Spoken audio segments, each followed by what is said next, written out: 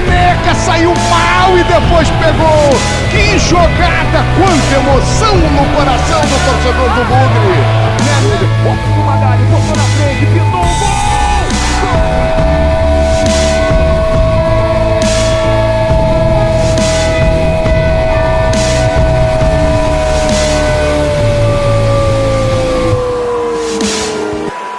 Agora é falta pro Guarani.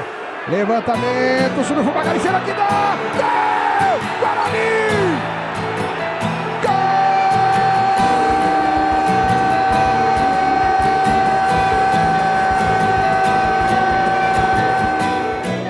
O Fumagalli com o pé direito novamente, é uma bola fechada, toque contra! Gol!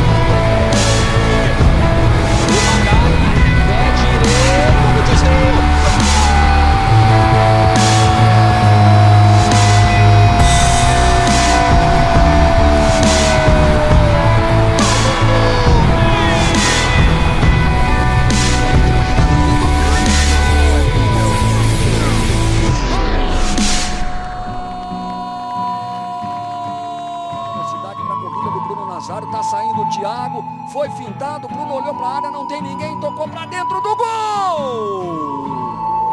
Gol!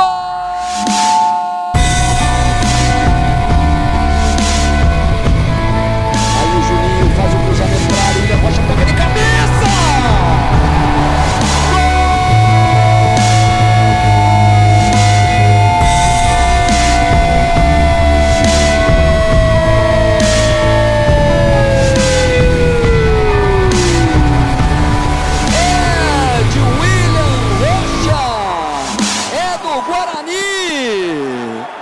Do jeito que dava pra ser.